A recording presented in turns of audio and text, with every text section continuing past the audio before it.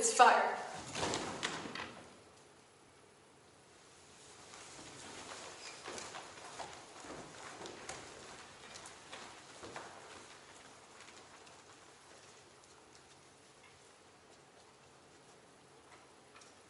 The best letter to write is lowercase f. The long swirls. Capital G's are hard, and capital I's. I like lowercase f and lowercase k. Want to hear a trick my teacher, Miss Emma, taught us? Lowercase k actually looks like a kangaroo. See, this is the mommy's body, and this is the baby in her pouch.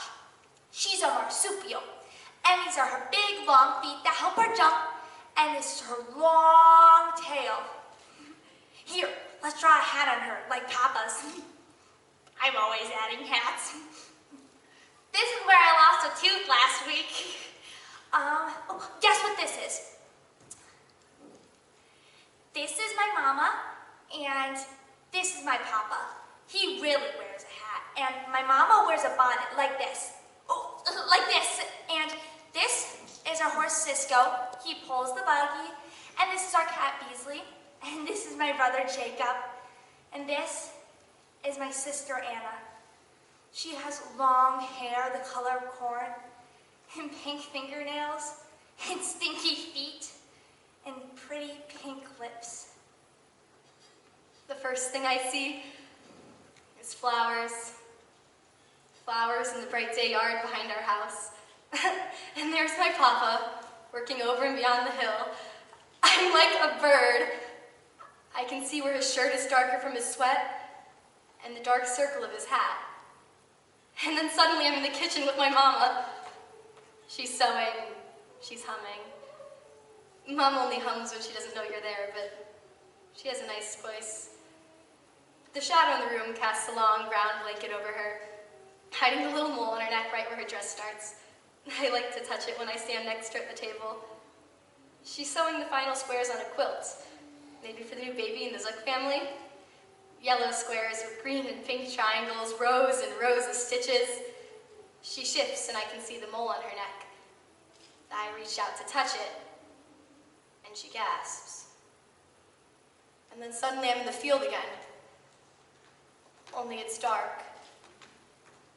The moon is out, and I recognize the pump next to the schoolhouse, but the schoolhouse isn't there. It's just a dark square.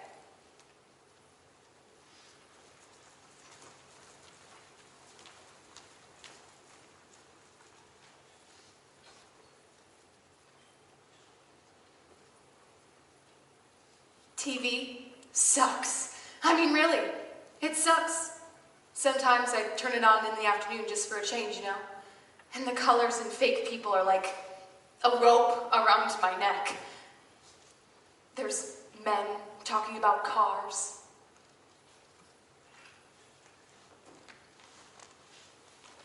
Women talking about women.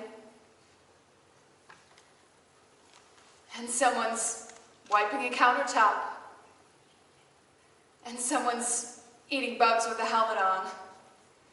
And a middle-aged couple is taking a pill so the moment lasts. But go to the emergency room if the moment lasts more than 4 hours.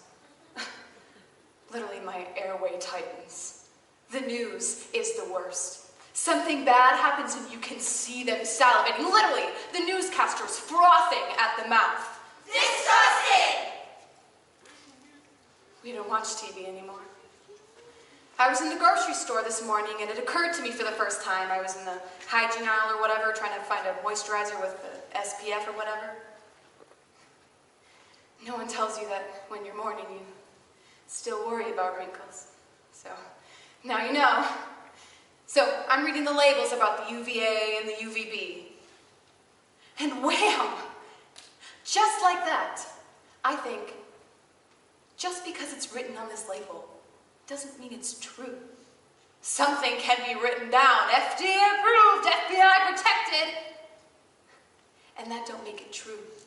And I'm standing there, suddenly aware of the thousands of promises made all around me on every little bottle and box, usually in some bright color, reduces wrinkles, prevents tartar, gives stronger bones. You know what I think? It's all bullshit. You can put your hand on the Bible and swear to tell the truth and still lie. So then you think, well, what is the Bible? How is the Bible any different from the bright yellow words on the cover of my Advil that says, eliminates pain? The Bible, proof of God. Really? Is that where we got this whole God thing? The Bible? Then there are some things that are true. Now that is some sick shit. There's some true stuff in the Bible, people being nailed to crosses and stuff. What the Think of the sickest thing you've ever read. Go on. Do it. Well, it was true, wasn't it? It was something that actually happened.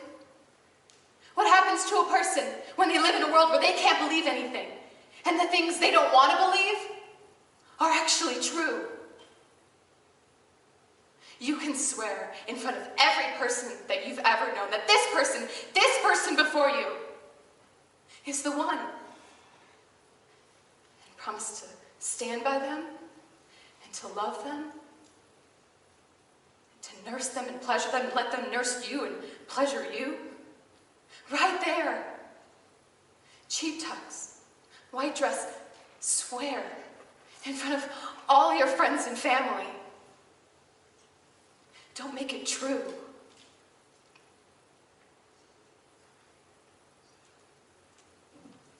Soon will be Anna's Rumspringa. That's when she has to decide whether or not to join the church. Some don't, but most do. And if they don't, we don't speak to them. During Anna's Rumspringa, she's allowed to say cuss words, wear makeup, and kiss boys. And she can't get in trouble for any of it.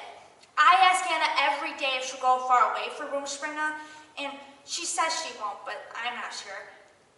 For my Rumspringa, I'm going to go to the beach because I'm going to wear a bathing suit, a red one with flowers on it. It'll show my breasts a little, but not too much. And then a boy will fall in love with me, and I'll let him kiss me, and eventually, like after a month, the boy will ask me to marry him, and I'll say, I can't marry you because you're not Amish.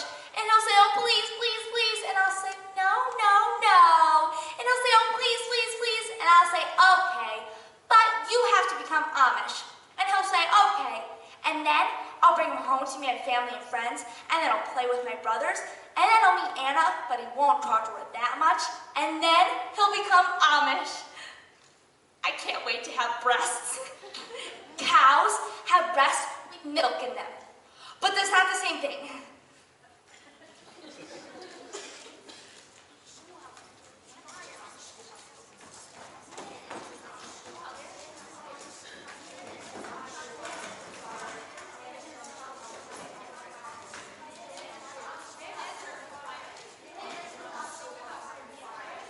All right, everyone. Let's all just settle down, grab our coffee. Let's all just have a seat. Bill, the floor is all yours. Thanks, Paul. I'd like to offer a special thanks to the folks at the Firehouse for having us, for letting their place be Grand Central this whole week. We won't be here too long tonight. It's been a long day for everyone. So if everyone wants to grab a coffee and settle in, we'll get this press conference underway. Distrusted! Widow of Cray Schoolhouse gunman is seen buying a lotion with an SPF. Here at the BS channel, we have the exclusive interview. Now, Miss Stuckey, why did you choose a lotion with an SPF? Well, Barbara, I figured if I had taken better care of my skin and prevented wrinkles from my face, maybe my husband wouldn't have tried to molest little Amish girls. And how are you enjoying the SPF lotion so far? It's awesome. My fine lines are significantly reduced, and I love the smooth, greaseless finish. You're probably wondering who the heck I am. My name is Bill North. I'm a professor of American religion at the local university here, and a friend of Aaron Yoder here, and many of the Amish families affected by this tragic event. Aaron has called me to speak for them here today about their ways, and naturally I accepted. I've been studying and teaching Amish culture for over 25 years, and I'm very grateful for the opportunity to help in any way that I can right now. We hope that by gathering here in this private way and talking a little about the Amish and their culture, it'll help answer some of your questions, like, how could the Amish forgive such a thing? And more importantly, it'll help us all to understand their need, especially now, for privacy. Aaron, is there anything you'd like to add? No? Okay. I've had the privilege of knowing Aaron here for many, well, over 30 years now. So let's dive in, shall we? You know, this tragedy happened to a private people, so you came to help the Amish, or to print their story. But see, that's a complicated thing right here. You may or may not know this, but while the Amish themselves are pacifists, as a stranger, they are certainly no strangers to violence. The original Amish, the Anabaptists, fled to America from Europe in the 1700s. This was to escape harsh persecution for their beliefs. There have been many stories of torture and executions, and they've pretty much been trying to keep to themselves ever since. Guess what this is? Can you guess? It's Jesus. I've spent a lot of time with Aaron's family over the years. I've known both his daughters, Anna and Velda, since they were born, and both exceptional little girls. Anna, very bright, often talked of becoming a teacher one day. Velda, also bright, often very precocious. Aaron, do you mind if I share that little anecdote that Velda taught me? Velda taught me that J stands for Jesus. who comes first, Y stands for U who comes last, and O stands for others. who connect the two, giving you Joy. I like that. Giving you joy. It's Jesus. See, this is the cross, and these are his hands and feet. He has nails in them. One time, I got a nail in my hand because I was playing with the wood by the barn. I was trying to make a pen so my brother could be my piggy, and I got a nail in my hand. We had to clean it. It hurt so much. And it was right in the middle of my hand, like Jesus. And I said to my mama, it's like Jesus. And she said, Jesus hurts for us. And this is his hat. Only Jesus really had a hat, a very special one.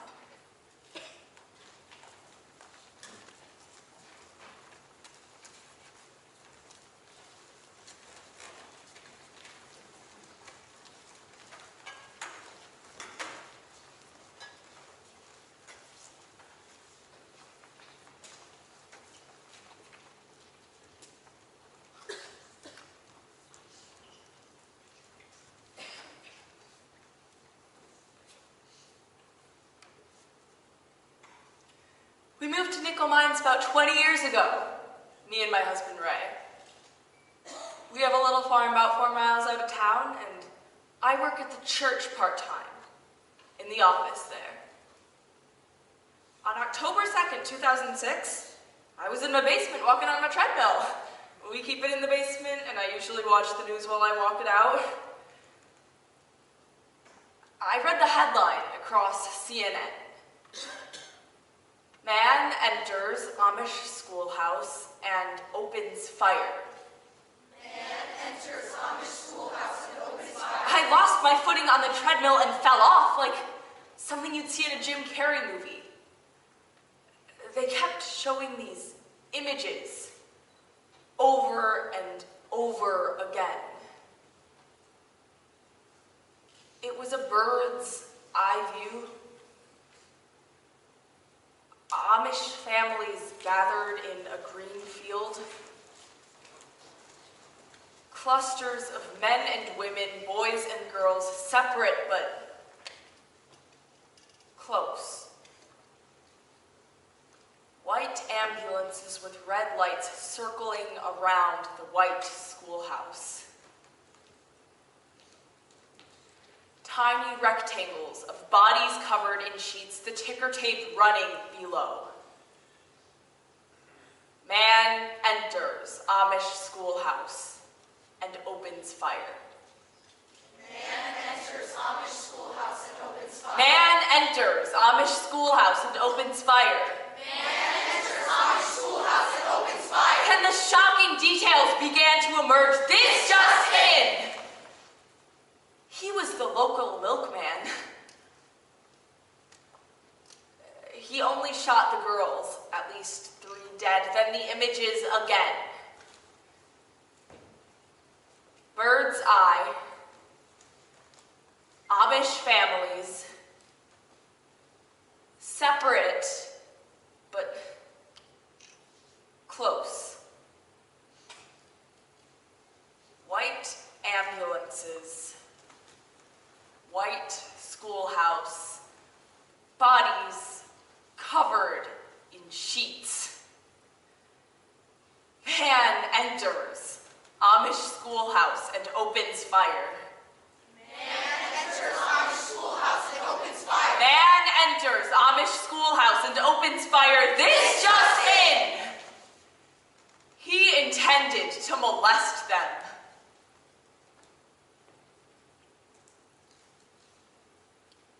He shot himself. Death toll now 6. A bird's eye. Amish families. Separate, but close. White ambulances.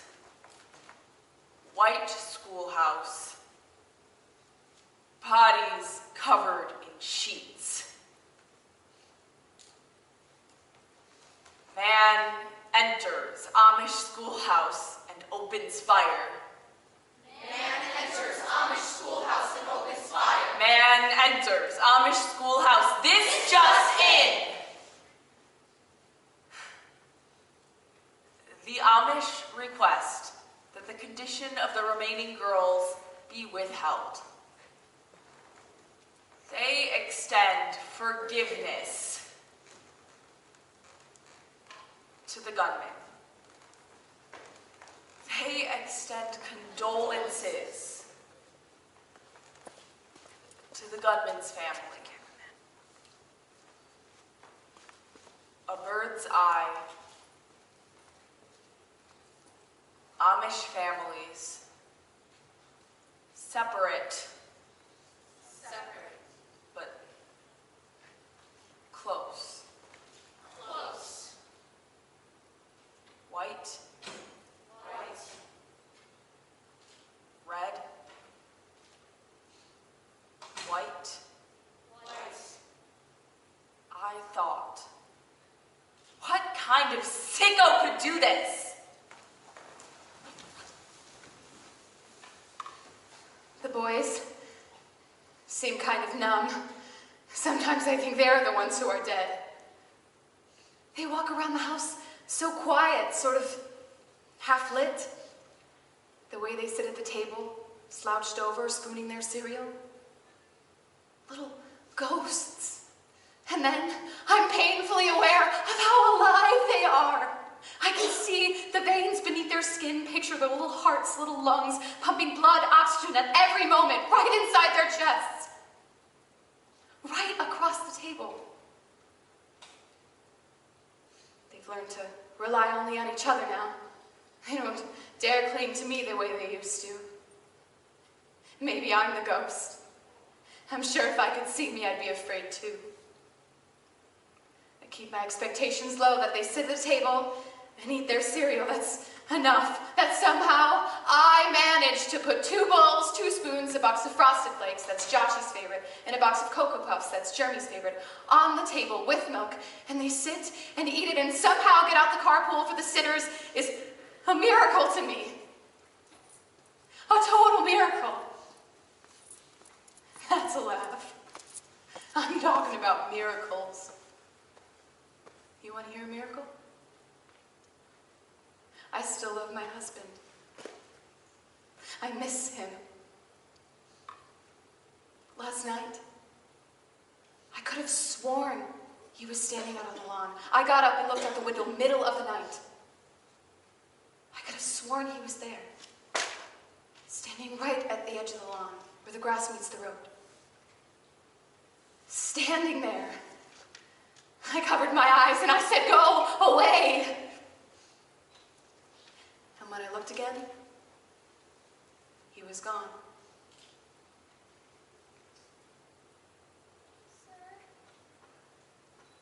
Please shoot me first. Please shoot me second.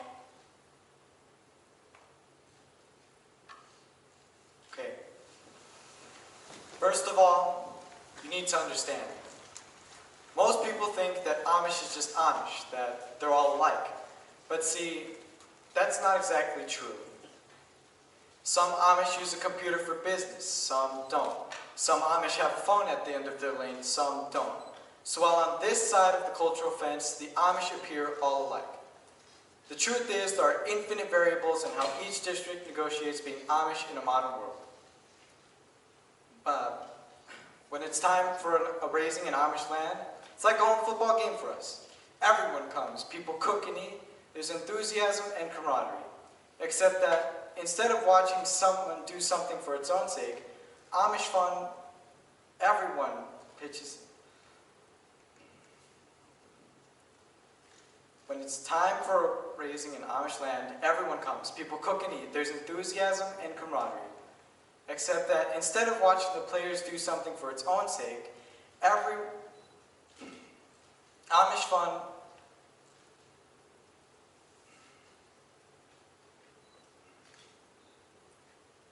see, they don't separate work and leisure like we do. This is their joy. Our ancestors were martyrs. You're a martyr if you're killed for your beliefs. Separation from us has been their most successful means of survival, really. This is my favorite story from the Martyr's Mirror. Dirk Willems was caught and convicted because he didn't believe that you should be baptized as a little baby. And the judge said, "Do you believe in baptizing little babies?" and Dirk Willems said, "No, I don't." And the judge said, "Then you're going to jail to be tortured and killed." And Dirk Willems said, "Okay." So they put Dirk Willems in a tower in a big castle surrounded by a moat. But he was so smart that he tied together a bunch of rags and made a rope. And he snuck out the window and started to cross away and run. But then a guard from the tower saw him escaping and he followed him down the rope. But when the guard landed on the ice, he was so fat from being a guard that he fell through. And so the fat guard called out, "Help! Help!" and Dirk Willems heard his cry and didn't know what to do. But when he saw that the guard was going to drown, he went back and saved his life and pulled him from the water. But then the fat guard arrested Dirk Willems, where he was thrown back in jail and burned at the stake.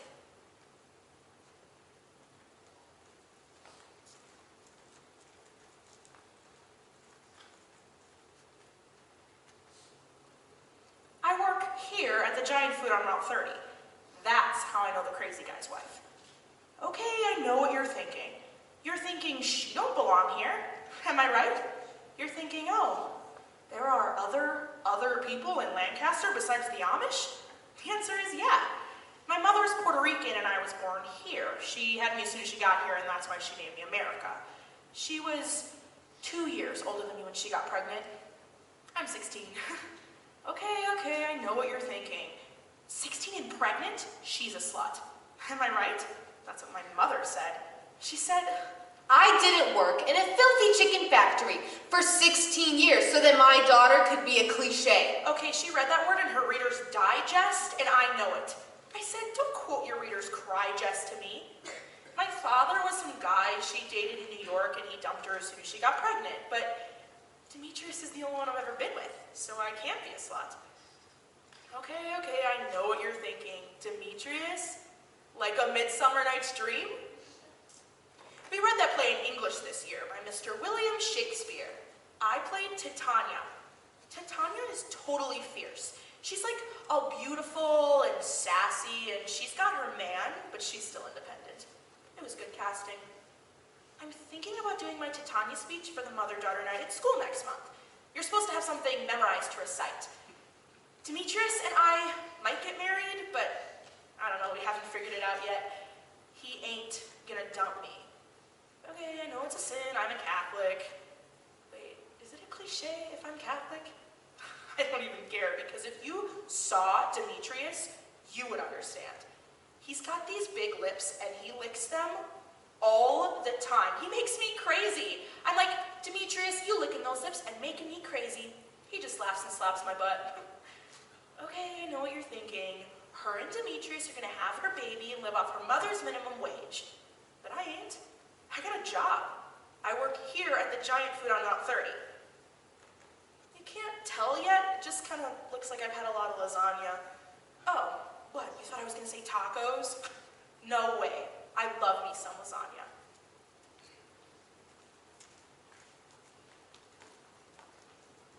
Oh, hell. Eddie and I met at a church gathering. If you can believe that. Not our church, of course. Neither of us ever went in for that. I mean, my parents took me when I was little, but no, we was both there with other people. I was there with my friend Karen Woodring, and Eddie was there with his girlfriend Kathy. I forget her last name. Kathy was a nice girl. Dumb as a rock. Had huge boobs. Just huge. I guess we sort of knew each other in the way everybody knows each other in a small town.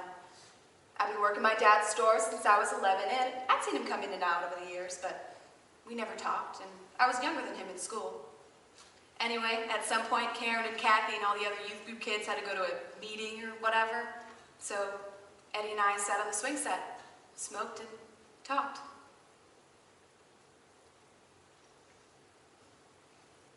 I like the kind of flowers that smell. And something just clicked. He broke up with Kathy and her huge boobs that night. Telling my mother was the worst.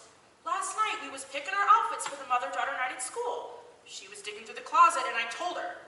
She slapped my face. Said I'd better look to St. Francis. now. Only St. Francis will help you now. Screw her. He wrote, "Dear Carol, Dear Carol, I'm sorry I won't see the boys grow up. You're a good mother, and I know. it'll be hard for you now. I hope you can forgive me for that. Please understand and try to forgive me. Tell the boys I love them. Tell them I wasn't all bad.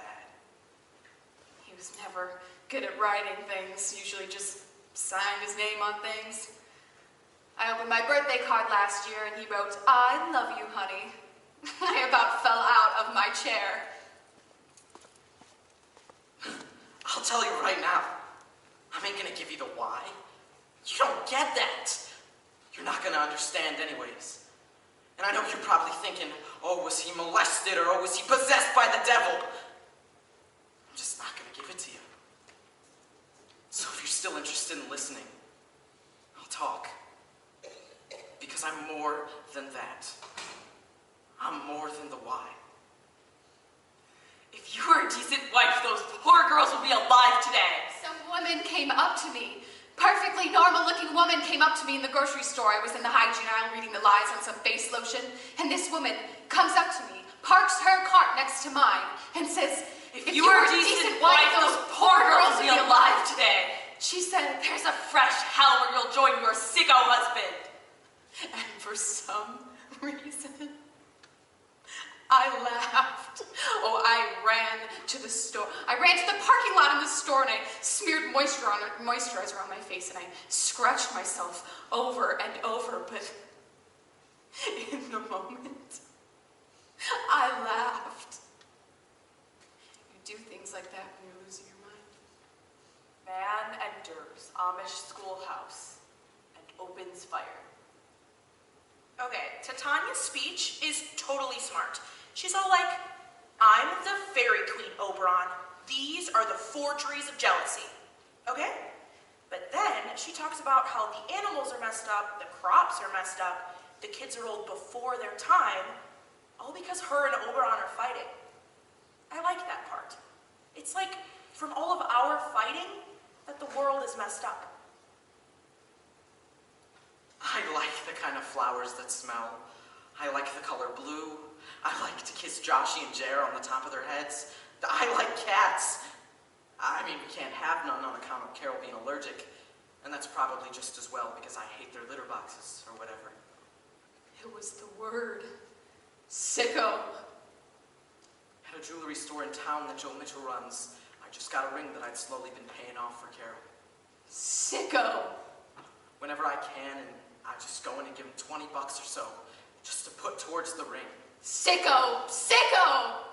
With the kids and all, we can't have too much extra.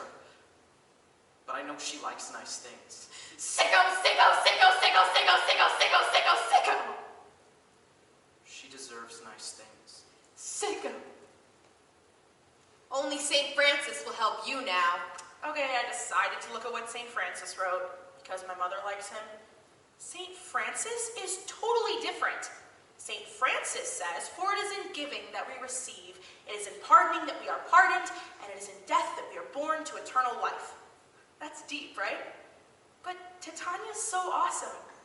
Which one am I going to do? I really need my speech for the mother-daughter night to be good. When we was first dating, I was kind of a wild kid, I guess. I was always trying to get her to come out late with me, after hours and all that. Her folks had this place down on Davis Road, a little rancher that always smelled like pickles. And her bedroom was in the back, facing the yard. Well, I would stand out in that yard, especially on a warm night, just waiting for her to look out and see me. Now, I know I probably could have gone up to the window and been like, "Yo, Carol!" But I don't know. There was something about just waiting for her to look out and see me. This is the man. And this is his hat. Man enters. Now, I know that magical things do happen to people. I mean, I've never had nothing magical happen to me that I know of. But I do know that magical things do happen to people. Like this one time, my buddy Troy, his dad got a real bad feeling about their Chevy truck, had visions of shattered glass. So he just parked in the yard and told them they weren't going to drive it for a little while. Well, like a week later, while they was at the movies, this huge semi flew off the highway down by 272, and it flew right into their Chevy truck, and it smashed it to pieces. So, there's some kind of something out there. But I've always felt like real magic happened on the other side. In the places that we can't be. In the places that are protected from us. Okay, I've never met him, but I do know his wife. She's always shopped here, since I've worked here anyway. She's not that old. Sometimes she'll have one of her kids with her, but she's mostly by herself. I never seen her husband, thank God. I'd be scared of him. So I passed by her in the hygiene aisle. She was sort of staring at the shelves or reading or something, and it was like she had this invisible thing on her, like this invisible, heavy-soaked blanket around her neck, like hanging on her. My mother calls that La tristeza del mundo. the sadness of the world. Some people, you look at them and you can just see it. I normally help customers find things because I'm good at it, but I didn't try to help her. I don't know why. I guess I was scared, like maybe she was crazy too or something. She's always looked like a normal white lady to me. Just goes to show you everybody's got problems. Like some people are 16 and pregnant. Some people have daughters who are 16 and pregnant. Some people have crazy husbands. Sicko! Sicko! Sicko! Sicko! Sicko! Sicko! Sicko! Sicko! Sicko! Sicko! Sicko! Sicko! There's a fresh hell where you'll join your sicko husband! I'm sure she's right. Oh, I ain't proud of it, but come on now, he was thinking it too. You've been seeing those pictures of the schoolhouse and the Amish in their buggies, but to be here,